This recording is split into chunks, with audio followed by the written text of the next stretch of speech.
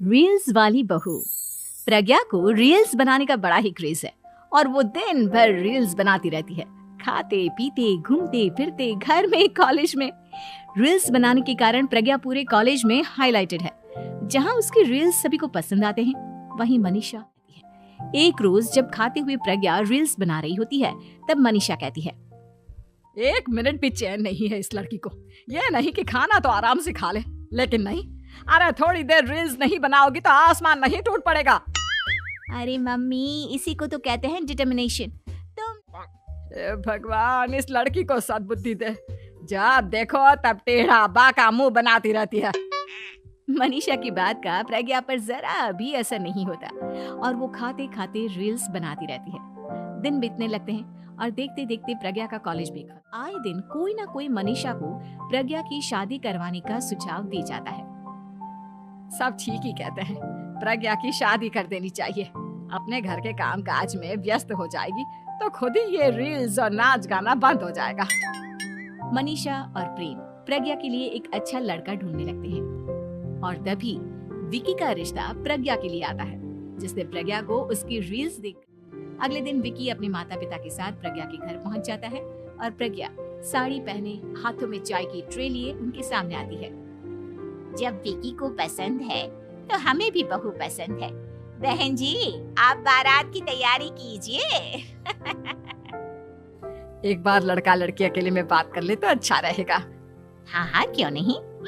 मनीषा विकी को प्रज्ञा के कमरे में भेजती है, जहां प्रज्ञा पहले से ही रील्स बना रही होती है।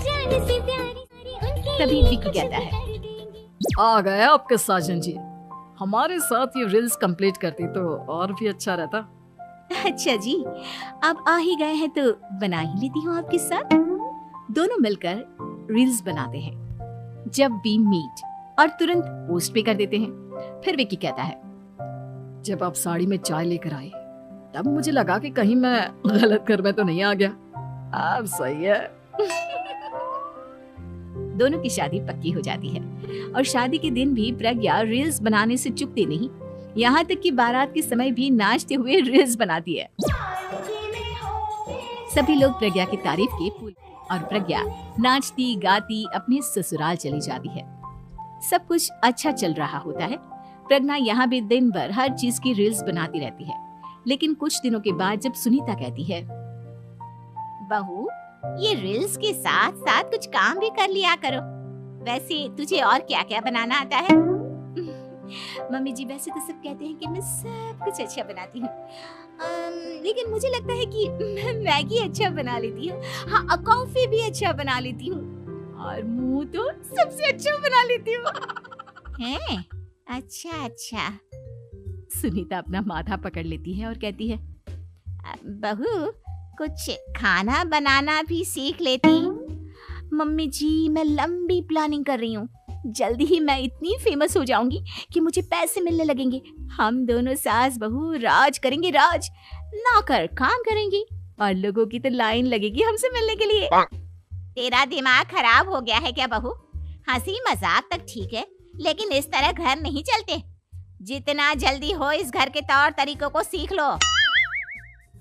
प्रज्ञा मुंह घुमाकर चली जाती है और तुरंत उसी वक्त एक रील बनाती है। ये देख सुनीता का गुस्सा 7वें आसमान पर चला जाता है और विक्की के घर आती ही सुनीता उसे सब कुछ बताती है। विक्की भी अब प्रज्ञा की इन हरकतों से परेशान हो जाता है। तुम टेंशन मत लो मम्मा, मैं देख लूंगा। विक्की कमरे में जाता है तो देखता है कि प्रज्ञा रील्स बना रही है। विक्की बड़े ही प्यार से प्रज्ञा से कहता है, प्रज्ञा, इन सब के लिए मैं तुम्हें मना नहीं कर रहा हूँ, लेकिन फिर भी हर वक्त तो ये अच्छा नहीं लगता ना। समझने की कोशिश करो, मुझे भी तुम्हारा थोड़ा वक्त चाहिए। मैं जब ऑफिस से आता हूँ तो मुझे समय देने की जगह इसी में लगी रहती है। तुम ज्यादा ही सोच रहे हो। तुम भी मेरे साथ रील्स बनाओ ना, तुम्हें भी बहुत अच्छा लगेगा। तुम्हें इज्जत से कोई बात समझ में नहीं आती क्या? दिमाग खराब हो गया है तुम्हारा इस चकाचौंध से। अगर तुमने अपना रवैया नहीं बदला तो मैं तुमसे दूर चला जाऊंगा। तुम ही रिश्ता लेकर आए थे, मुझे लड़कों की ना आज है। विक्की दरवाजा पटक कर चला जाता है। धीरे धीरे विक्की प्रज्ञा से दूर होता जाता है। एक रोज मनीषा प्रज्ञा के ससुराल उससे मिलने जाती है।